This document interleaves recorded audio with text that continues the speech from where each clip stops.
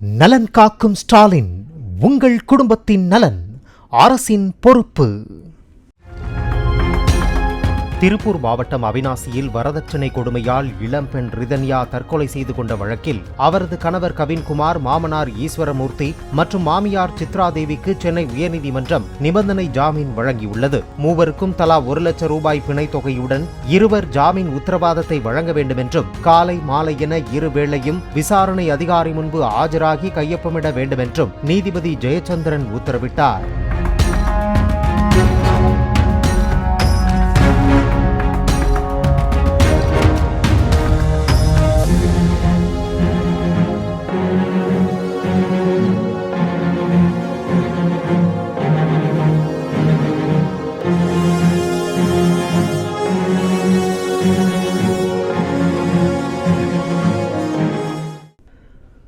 நலன் காக்கும் ஸ்டாலின், உங்கள் குடும்பத்தின் நலன் அரசின் பொறுப்பு.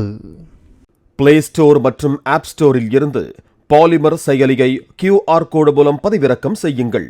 செய்திகளை உடனுக்குடன் பெறுங்கள்.